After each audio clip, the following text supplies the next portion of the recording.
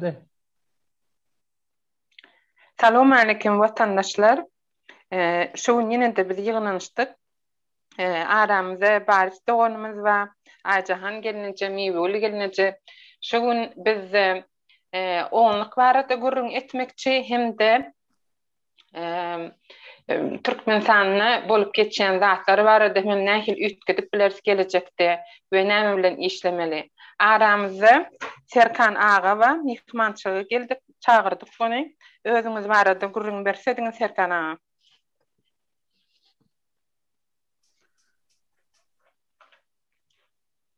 Size söz verdim Evet, Serkan ağa. Ha tamam, bu sisteme ilk kez girdiğim için arkadaşlar kusura bakmayın. Hani bu sistemi ilk kez kullanıyorum. Diğer de WhatsApp falan onlar kullandım da.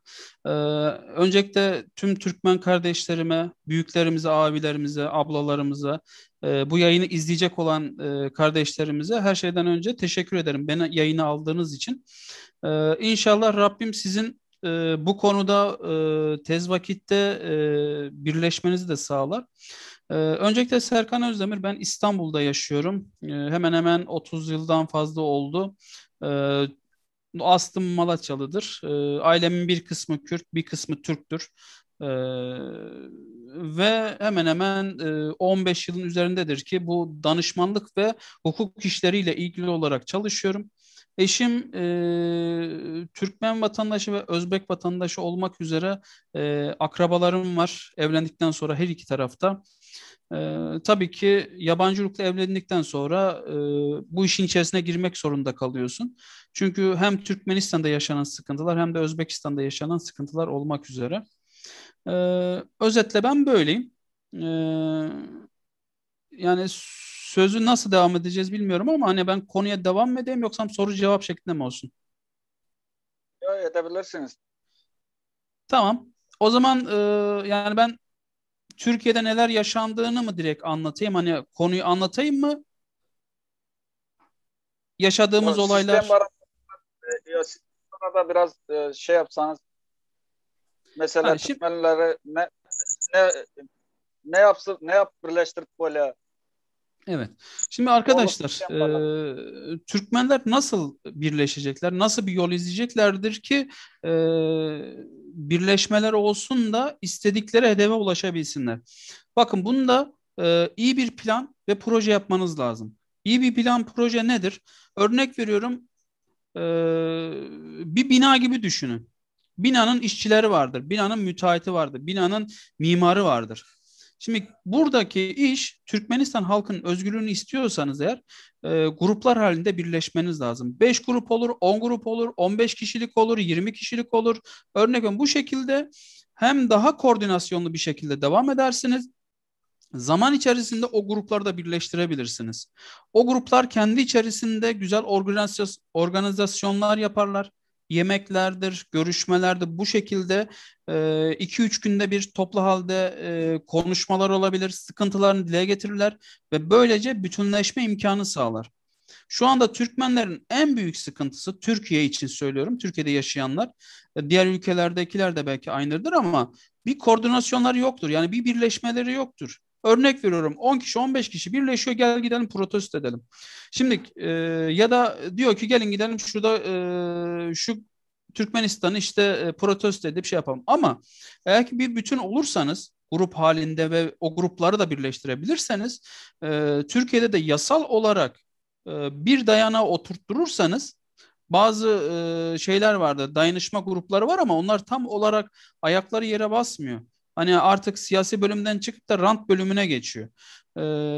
Eğer ki tam anlamıyla birleşebilirseniz grup olarak ve yasada da bir protesto edileceği zaman onun belli şartları vardır. Onu da tam öğrendiğiniz zaman hakkınızı her bakımdan arayabilirsiniz. Ama öncelikle gruplarınızı iyi ayarlamanız ve birbirinize sahip çıkmanız gerekiyor. Başka türlü eğer gruplarınızı oluşturamazsanız, birbirinizle de anlaşamazsanız o zaman büyük sıkıntı yaşarsınız. Biz Türkiye'de en büyük sıkıntımız e, birbirimizden bağımsızlık. Herkes kendine göre bir yol çiziyordu ve bir çözüme bulamadık. Ta ki 80 yıl, 70 yıl kadar sürdü. Ta ki 2015 yılında işe Türk milleti dur diyene kadar herkes parça parça halindeydi. Kimse hakkını alamıyordu. Herkes özgürlük istiyordu ama kimse hakkını alamıyor. Çünkü neden? Ortada bir nifak vardı. Nasıl sizin Türkmenistan'daki insanların korkudan sindirilmişse bizim Türkiye'de de aynısıydı. Korkudan sindirilmişti. Kimse hakkını arayamıyordu, korkuyordu. Rüşvet vardı. Ta ki işte bu organizasyonu yapanlar, yani liderlik bölümünü alıp da kanlı oldu, ölen çok oldu. Canından oldular. Ama onlar canını vermemiş olsaydı biz şimdilik sizle oturup özgürce konuşamazdık. Bundan dolayı ki her zaman gruplarınızı oluşturun. Akıllı insan grubunu oluşturur, grubundaki kişilerle samimi olur ve er ya da geç birleştirir. Yani ben size tavsiyem bu olur.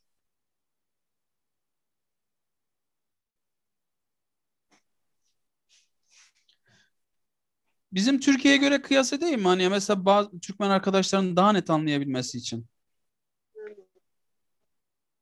Barış? Aha. Şimdi Sizde arkadaşlar size bir örnek vereyim. Mesela diyeceksiniz ki ya Serkan Bey güzel söylüyorsunuz da hani bu nasıl olacak? Hani tamam 5 kişilik olalım 10 kişilik olalım ama bunu bir başaramıyoruz. Bakın arkadaşlar ben Türkiye Cumhuriyeti'nde 1981 yılında doğdum. 81 önceden de ihtilaller vardı. Ta ki 2000 yılına kadar 2000 yılına kadar baskı ve zulüm devam ediyordu. Ben 2000 yılıyla 2002 arasında hukuk fakültesindeyken e, orada şöyle bir şeye şahit oldum. Hani biz pek fazla şey yapmıyorduk ama iki tane kapalı bayan üniversitede sınav yerini görmek için gelmiş bir şekilde giriş yapmış kapıdan. Normalde giriş yapamaz. İçeri hiçbir şekilde giremez. Yani 1 kilometre ötede kapısı vardır. Oradan giriş yapamaz. Bir yerden giriş yapmışlar ve onu gören bir profesör bir bağırıyor. Biz tabii ki kampüs en üst kattaydık. Baktık aşağıda iki tane kapalı bayan e, jandarma geldi, polis geldi, aldı onları apar topar götürdüler ve içimden şunu dedim. Rabbim ne zaman bu Müslümanlar, ne zaman bu İslamiyet'i yaşamak isteyenler, Türkler, Kürtler arasında sorun bitecek? Ne zaman bitecek? Onun üzerinden tam tamına 15 yıl geçti. Bak 2000 yılında yaşamış olduğum olayın üzerinden tam 15 yıl geçti ki ondan önceden de vardı. 2015 yılında artık Kürtçeyi rahatça konuşabilirsin.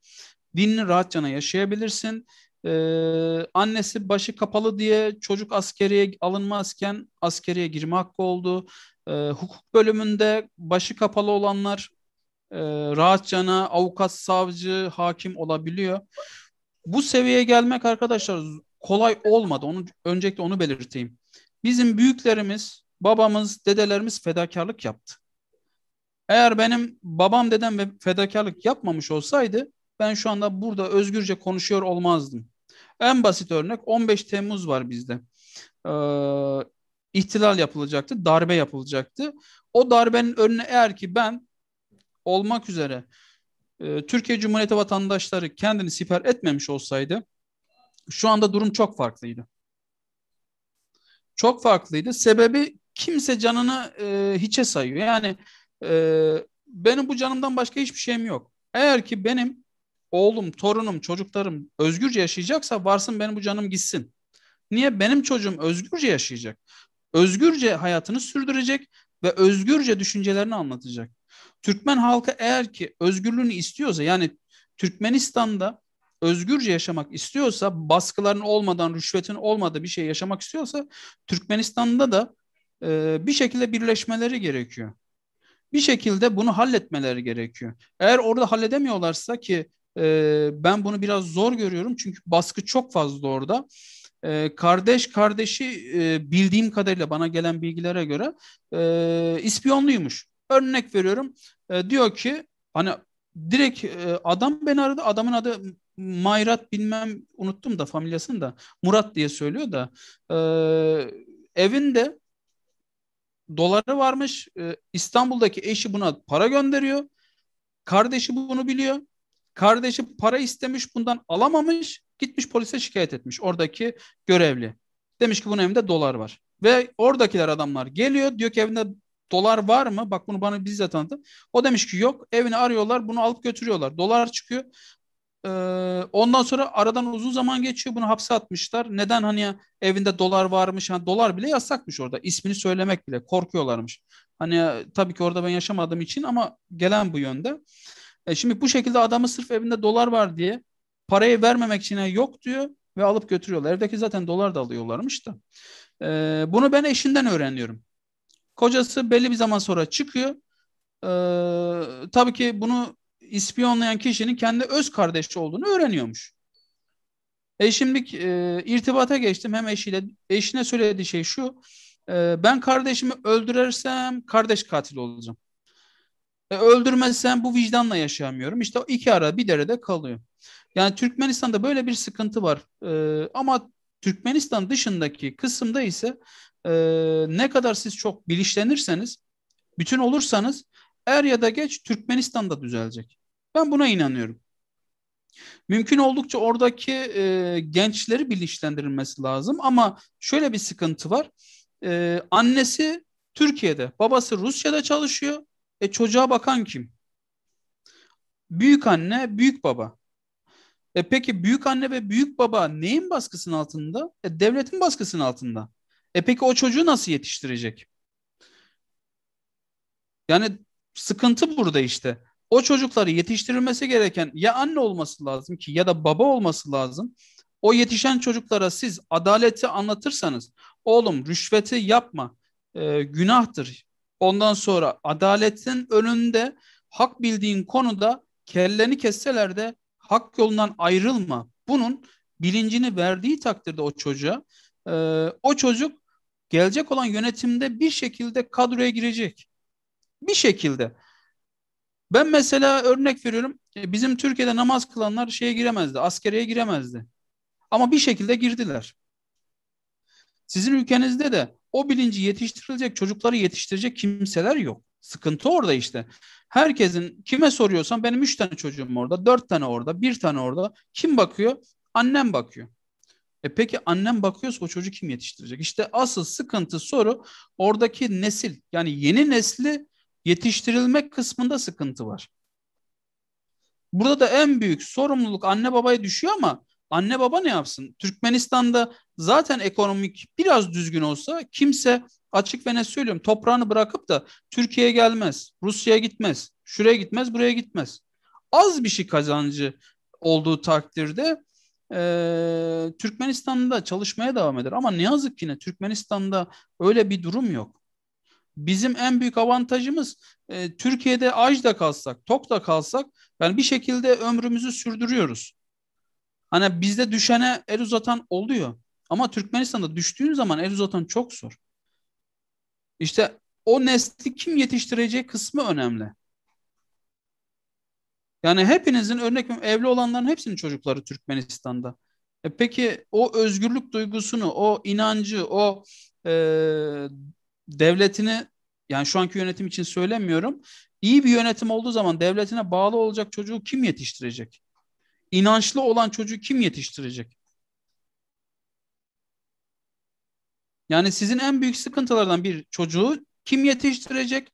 İkincisi ise gruplar halinde toplanmayı nasıl yapacaksınız?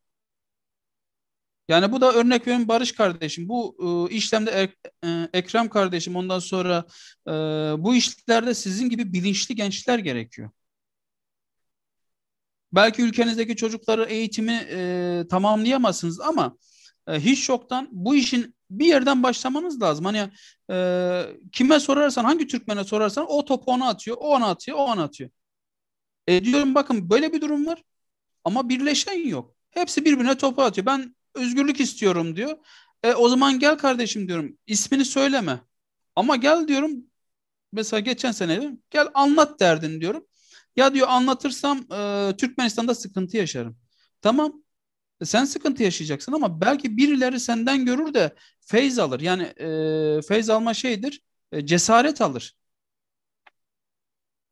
Barış bu işte önce olduğu zaman, Ekrem önce olduğu zaman, yani Türk vatandaşları da mesela ben önce olduğum zaman ya da başka önce olduğu zaman sizin arkanızdan size cesaret alıp gelecek çok insan olacak. Belki şimdilik 10 kişi gelir, yarın 20 kişi olur, o bir gün 30 kişi olur. Bir bakarsın ki arkanda Türkiye'deki tüm Türkmenler birleşmiş ve bir bütün halinde davanızı savunuyorsunuz. Yani şu anki anlatacağım durum özetle böyle. Valla kim devam ediyor bilmiyorum ama. Serkan abi size soralım mı? Evet Ne dinliyorum. näme sebäpli siz şu işe goşulýanyňyz, politika sizi bilesiňiz ile düşündirýäňiz, Türkmenistanyň politikasyny barada pikiriňizi aýtasyňyza geldi. Näme sebäp boldy? Tamam. Şimdi arkadaşlar normalde ben 2019'da da 2018'de ben normalde bu işlerde pek fazla o kadar uğraşmıyordum ama hani yine Türkmenistan'da, Özbekistan'da, Kırgızistan'da yaşanan sorunları ufak tefek yayınlar yapıyorduk. Benim 2019'da YouTube kanalım kapatıldıktan sonra daha hiç uğraşmadım. Ya dedim siyasi baskı mı oldu ne olduysa kanalım kapatıldı bir sebepten dolayı. Bayağı çok kişi de 10 binden fazla vardı. Ta ki ne zamana kadar? Aynı Hanım var benim kaynanam. Bu Türkmenistan'da tabii ki Gülistan diye bir bayan var. Aynı Hanım'ın tanıdığı. Gülistan'da yaklaşık bir seneden fazladır. Evraklarını dahi ben yaptım. Kızı vardı. Kızının evraklarını da ben yaptım. Ella diye bir bayan da vardı. Onun da evraklarını ben yaptım. Ella'nın kızı da var. Onun da evraklarını ben yaptım. Yani kısacası evrak kısmında tanıştım Gülistan Hanım'la ve Ella Hanım'la. Ella Hanım şey gönderir, para transfer eder. Gülistan Hanım da burada işte serum takar, iğne yapar. Yani hemşire gibi çalışır, öyle söyleyeyim. Şimdi Ayna Hanım'la tanışıp işte hadi Türkmenistan'da, Türkiye'de iş yapmak isteyen biri var diye işte orada hem devlet işinde çalışıyor hem devlet görevinde çalışıyor. Namuslu, efendi, namazında, abdestinde, niyazında biri var. İşte sizinle tanışmak istiyor, uygun mu? Ayna Hanım önce söylemişler. Sonra bana söyledi Serkan Bey durum böyle böyle de Türkmenistan'da yetkisi olan biri varmış. Hani hem sizle tanışıp hem de burada ticaret yapmak istiyor dedi. Tamam dedim ticaret kısmını sen halledersin ama dedim madem öyle dedim hani buradaki Türkmenlerle ilgili bir sıkıntı olursa çözebilir mi diye söyledim. Çözermiş, yetkisi varmış. Neyse bir anlattı. Gülistan geldi anlattı burada. Bayağı iyi de anlatıyor yani. Şöyle yetkisi var, böyle yetkisi var. İstediğine çıkış izni verir, istediğine giriş izni verir. Hapse atar, asar, keser, anlatıyor. Şimdi ben detaylı araştırmadım. Anlatınca, Gülistan'a da güvenince tamam dedim. Neyse konuştuk. Ya dedim işte Türkiye'de işte pasaportta sıkıntı yaşayan var. Eski pasaportlar var. Hani bunlar bir kolaylık yapabiliyor mu? İşte Türkmenistan'dan evrak getirmek isterse hani Türkmenle yardımcı oluyor musunuz? Yani buradaki sorunları çözebilir miyiz tarzda görüştük. İşte hallederiz dedi. Şöyle böyle. En sonunda işte bir sefer ticaret bölümüne getirdi. Valla dedim Ayna Hanım'la görüşürsünüz hani sıkıntı değil. Ardından işte dediler ki yok işte telefon mevzusu var. Biz burada telefonumuz var. Hani iş yerleri var mı? Burada ekonomik sıkıntı olduğu için kimsenin maddi sıkıntısı var. Buradaki iş yerlerin telefonlarını biz size göndersek orada satış yaptırır mısınız? Aynı Hanım'a demiş. Aynı Hanım'a sonra tamam dedim ben burada çok telefoncu arkadaş var. İş yerleri var bir sürü var. Yani Aksaray'da rahat bir 40 tane yakın bir telefoncu tanıdığım var. Çünkü geneli yabancı uyruklu. Ben de olur dedim. Aradan zaman geçti. İşte ya bir kısmını gönderen bir kısmı para gönderirseniz hiç yoktan birbirimizi anlarız. Bak dedim ben ticaret yaptığım zaman ticaret yapıyorum. Ben bir malı görmeden ona bakıp onu kontrol etmeden para vermem dedim. Aynı Hanım'a da aynı şekilde söyledim. Aradan zaman geçti. İşte aynı Hanım'la konuşuyorlar diyalog halinde. Çünkü ben anlamıyorum. O adamın söylediği çoğu kelimeyi anlamıyorum. Açık ve ne söyleyeyim. Ardından işte aynı Hanım'ı da ikna etmiş. Ya demiş biraz para gönderelim. Çünkü demiş Türkiye'den bu iş yapmış zamanında bunu dolandırmışlar. Ya dedim hani ticaret yapan adamı kim niye dolandırsın? Türkiye'den ama dolandırmış. Tamam dedim ne kadar göndermek istiyorsun? Dedi ki biraz birikimim var. Oğlumu evleneceğim dedi. Oğlumun parasını şey yapalım dedi. Valla dedim bak dedim hani adamı tanımıyoruz. Ya Gülistan tanıyor dedi. Devlet işinde çalışıyor. Neyse ben bir konuşayım. Konuştum adam anlatıyor işte ben şunu yapıyorum bunu yapıyorum. İşte resimler falan filan birçok bilgi gönderiyor Aynı Hanım'a. Aynı Hanım'ın telefon üzerinden bakıyoruz. Ve bir nebze olsun inandım. Hani inanma dedim ya dedim Gülistan Hanım biliyor. Ondan sonra Ella Hanım biliyor. Zaten Gülistan Hanım tanıştırdı. Kötü olsa tanıştırmaz.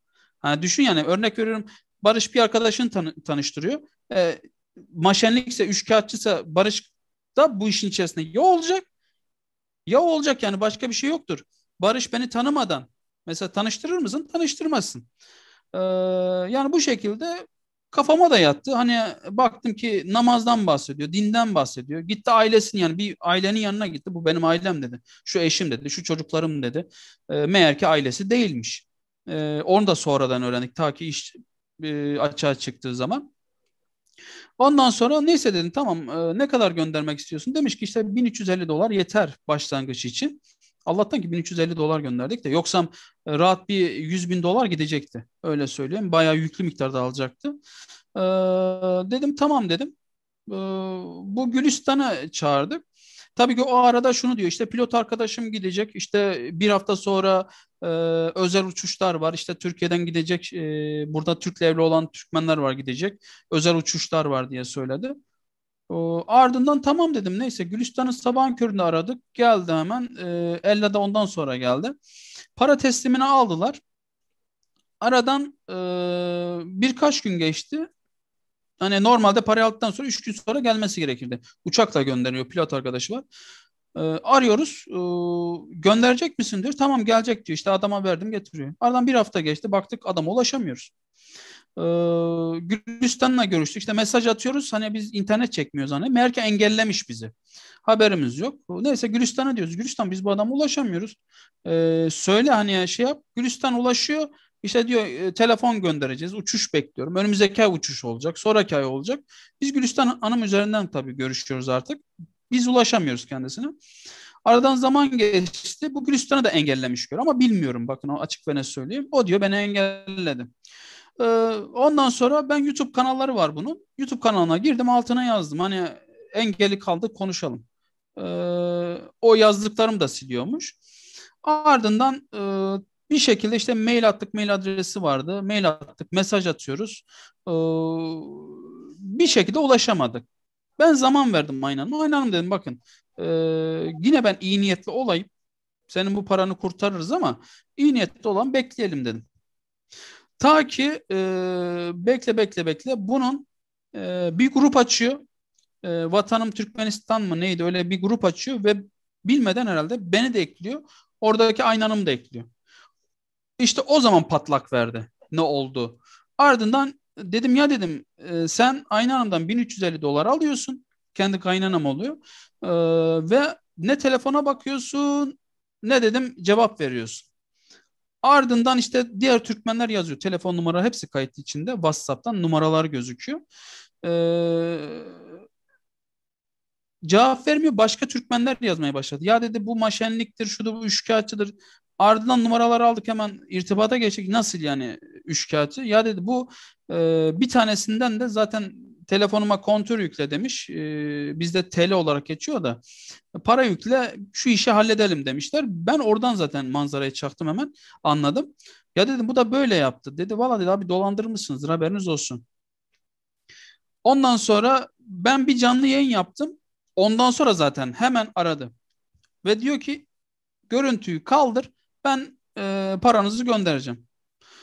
Ben dedim bak dedim, yayını kaldırmam. Elimde ses kaydı, her şey var. Gülistan'ın da ses kaydı var. Ellan'ın da ses kaydı var. Sana para teslim ettiklerini, nereden aldığını, ne zaman aldığını hepsi var dedim. Ondan sonra bu tutuyor Ella'yı falan, Gülistan'ı tehdit ediyor. Ben almadım, siz beni niye suçluyorsunuz? Gülistan da diyor ki almışsın, biz verdik ki sana, teslim ettik. Ardından zaten ben davayı başlattım. Hukuksal yönü. Benim avukat Faruk Bey var. Aradı. Gülistan'ı Ella'yı aradı. O diğerine ulaşamamış. WhatsApp'tan sesli mesaj atmış ama cevap bile vermemiş. Büyük ihtimalle görmüş ama şey yapmamış. Gülistan'ı Ella arıyor.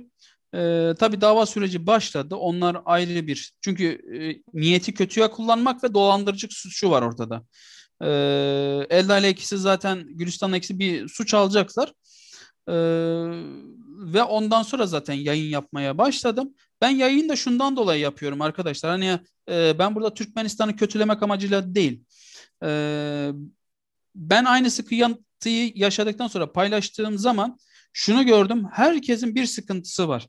Ama kimse bunu dile getirmiyor.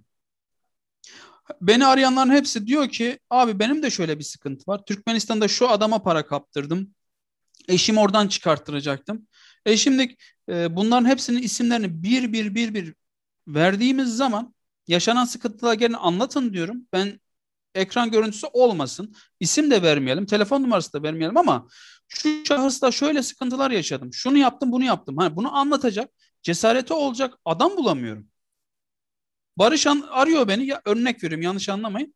Ya da Ekrem arıyor. Diyor ki ya Serkan Bey, ben Türkmenistan'da böyle böyle sıkıntı yaşadım. Eşimi oradan çıkartacaktım. Şu adama rüşvet verdik. Devlet işinde çalışıyor. Polis olduğunu da biliyorum. Ama paramızı aldı. E, Böyle böyle sıkıntım var. Gel anlat diyorum Ekrem'e ya da Barış'a. Ama gelmiyorlar. Niye gelmiyorsun? Gel anlat dediğim zaman ya korkuyorum.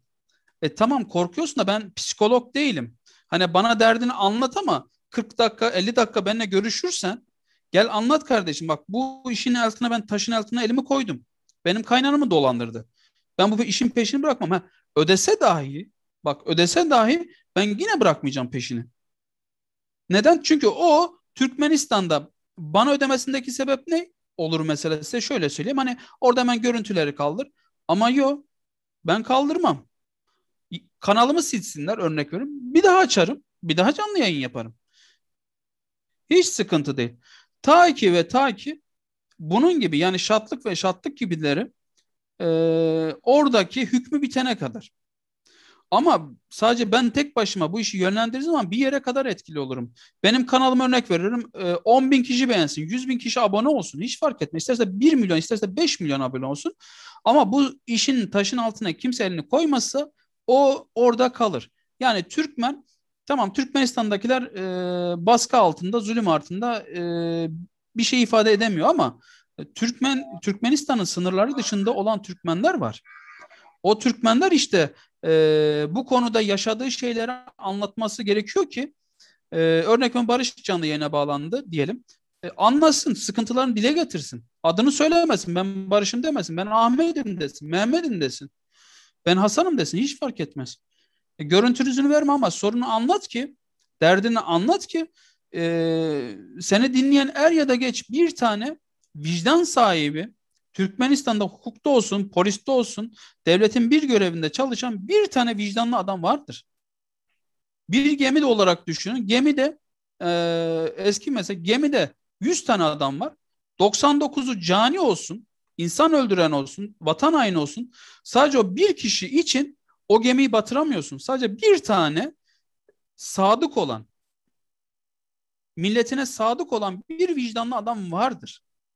Onun için konuşamıyor. Diyor ki ben tek başımayım.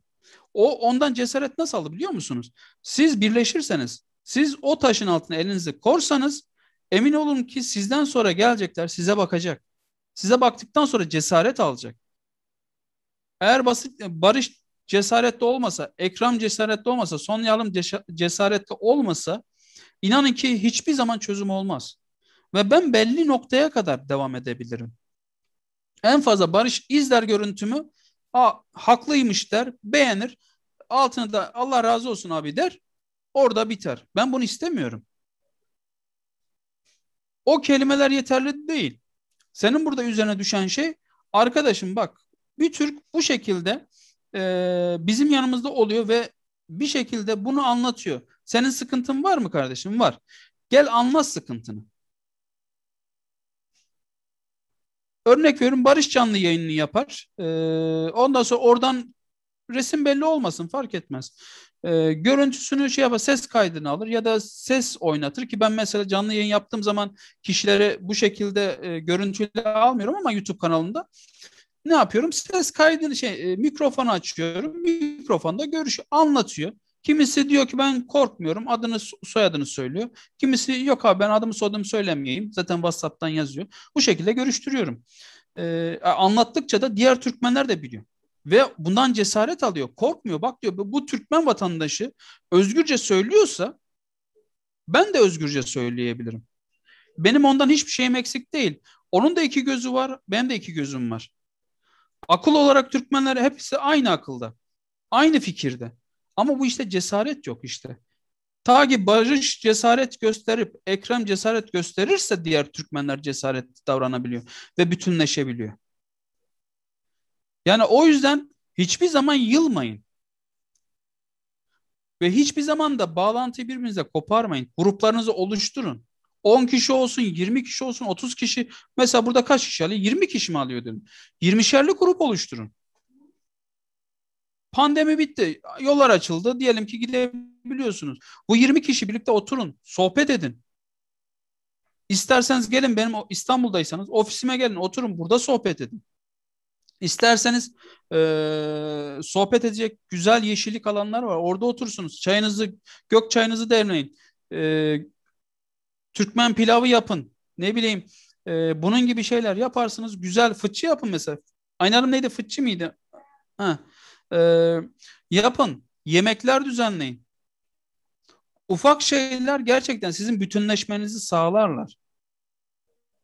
Başka türlü Barış korksun, Ekrem korksun, Sonyalım korksun ya da diğerleri korksun ama bir yere gidemezsiniz. Ve sizin çocuklarınız aynı zulümü çekecek. Aynı şeyleri yaşayacak. Çocuklarınız da korkarsa onun çocukları var. Yani sizin burada üstünüze düşen görevlerin başında artık bir şeyde dur demeniz gerekiyor.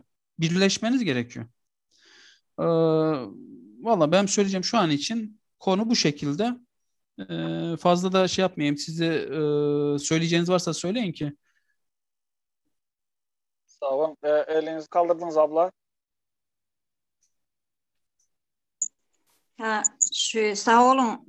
Serkan kardeşimin aydanlarına koşulayan. Çünkü ol bize kendi gurrun verdi. Bizim birleşmemiz gerek diyeden ha. Serkan kardeşim size de çok teşekkürler.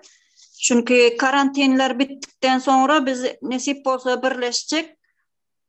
Amerika'dan Olya Çarivna da gelmeli. Sahra Ulam gelmeli.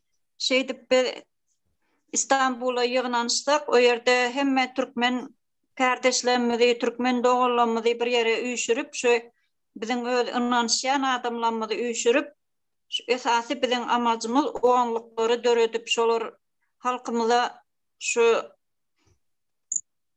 zalim rejimden kutuldurmak da bizim esası amacımız şol. Şoň üçin biz şu taýyk birleşmek niyetimiz bar. Ýöne karantinler bittikden sonra. Şoň üçin watandaşlar bize goşulun. Ha Serkan kardeşimizem kän gaty gowdatlar gurrun berdi. Bizim halk esasy ayağa galyp birleşmesek bizim etip biljek hiç işimiz öňe gitmez diýip düşünýänler. Şoň üçin esasy watandaşlarymyz bize goşulmasy gerek. Bize gelin gatnaşyň, hiç zatdan gorkmaň. Görýäňiz ana adamlar bir-birini dolandyryp, bir-biriniň doğana inanmany gorkup yaman işlerin başına geçip görler. Şoň üçin gelin hökman gatnaşyň, goşulsun bize. Men aýtjam şu kadar. Sağ olun abla. Serkan abi sağ olun. Benim sizin ayttıklarınıza eklemek istediklerim var. Bizde de Atavatan Kızıl Elma Dernekimiz var. Kanuni işlep duran. İnşallah o da büyümeye başladı, gelmeye başladılar adamlar. Yani birleşmek başladı yavaş yavaş. Monoluk sistem öğrettik. Şu anda bizim Türkmen adamlar maşallah yani bizde çoğaldı. Bayağı bir birleşmemiz var. Allah nasip ederse bu sizi söylediklerinizi dinlep de neme derler, özlerine netice çıkarıp bizi de görüp bizden de netice çıkararlar mutlaka olur yani. Olmaz diyen bir şey yok. Ben de ekleyeceğim bu kadar yani zamanımız da az kaldı onun için yani ben de kısadan keseyim. Şu anda Nemçin lise adamlar var hazır yanımızda. Ben de bir şey katabilir miyim şu yerde? Aha. İzin verirseniz. Tabii buyurun. Serkan Bey, çok çok teşekkür ederiz. Ben sizin yayınlarınızı görüyorum. Hep yorum da yazıyorum o yerde. Sizin gibi bizi koldayan insanlara sizin yüzünüzde onlara da çok çok teşekkür ederiz. Ama sizin söylediğiniz gibi biz şu an biz yeni başladık. Geçen sene başladık. Ama başladığımızda o sahte içkiden yoğalan oğlanlarımız var burada. Kilyos'ta şey yaptık. Hep anneler toplanarak başlandı. Ondan sonra yavaş yavaş biz toplandık. Şu an halkın geçen senekiden daha çok düşüncesi var. Daha çok onlar katıldılar şu an. Ama söylediğiniz gibi biz kendi aramızda onluk üretiyoruz. Kendi akrabalarımız, arkadaşlarımızın arasında. Bir de bu kendi aramızda konuştukların hepsini onlar bilen de fikir alışıyoruz. Onlar da kendi aralarında kendi arkadaşlar bilen böyle başladık şu an.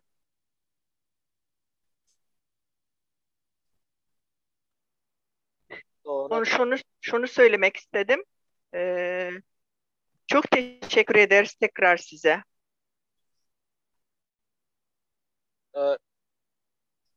Şimdi yorum yapacak varsa Zehragül zatlar diyecek mi? Hava tekrar sağ olun geleniz için. Ören minnettar. Nesip bolsa yine de görüşürüz. Berin maslahatlığınız için ören sağ olun. Vatandaşlarımız hem dinler netice çıkarır deyip ümit ediyorum. Sağ olun. Sağ olun. Sağ olun. Sağlıklı görüşelim. Serkan Bey inşallah sizi de Atabatan Kızıl Elma Derneği'nde çayda görüşmek şansımız olur. Sizi de teklif ederiz oraya. Bizim Halkın Sesi kanalımız var. O yerde numarlar var. İletişime geçebilirsiniz. Halkın Sesi diye yazsanız çıkar bizim kanal. Bir de biz bir siyahat yapmıştık.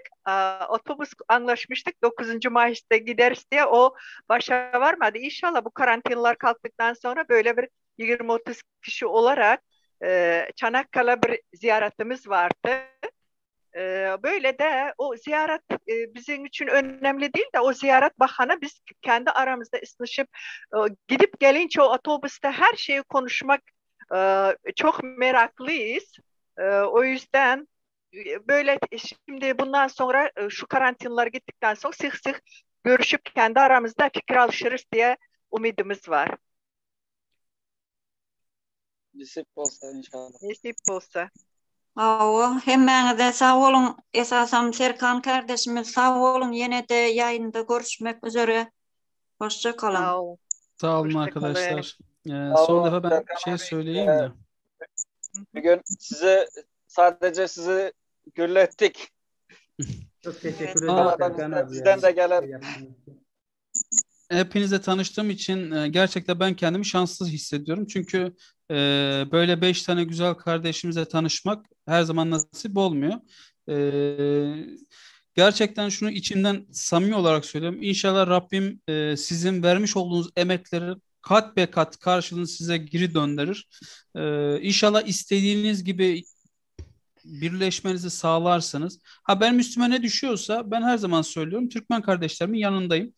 Benim üzerime düşen örnek veriyorum. Bir Türkmen kardeşim diyelim ki evrak sıkıntısı var. Yardımcı olurum. Kanunda bir sıkıntısı var. Yardımcı olurum. Düşen Türkmen kardeşim ben her zaman yardımcı oluyorum. Yeter ki çünkü her şeyden önce eşim Türkmen. Kaynanam Özbekistan vatandaşı. Yani böyle bir durum var. Hani sonuçta akrabam da sayılıyorsun. Bizde bir doğu kesiminde akrabalık farklı bir şey. Akraba ağladığı zaman beraber ağlıyorsun, güldüğü zaman beraber gülüyorsun. İnşallah sizin gibi bilinçli arkadaşların sayısı artar. Yani ne olursa olsun ne zaman davet ederseniz gelirim yani. Yeter ki bu konuda ayrılmayın, birleşin. İnşallah Rabbim işinizi kolay kılar. Önünüzdeki engelleri kaldırır. Yani Rabbimden her zaman bu yönde bir duam var. Ben Malatya'da 10 ay olmuştum. Çok da sevdim o Malatya'nı. Küdürge'ye gidip gelmiştim. Orada bir hasta var, kas hastası. Onunla ilgilendi. Bir 10 ay sonra vefat etti. Sonra o yerden ayrıldı. O yüzden biliyorum orasının halkı. Aynı bizimki gibi yemekleri aynı bizimki gibi. Etçiler, kavurdaklar çok güzel yapıyorlar. Evet. Tanıştığımıza çok memnun olduk. Görüşürüz. Görüşmek üzere. Bundan sonra teşekkür ederim geldiğinize. Çok teşekkürler. Hemmäňize sağ olun. Bizim yığınansa onlukları köpeldir, nesip bolsa.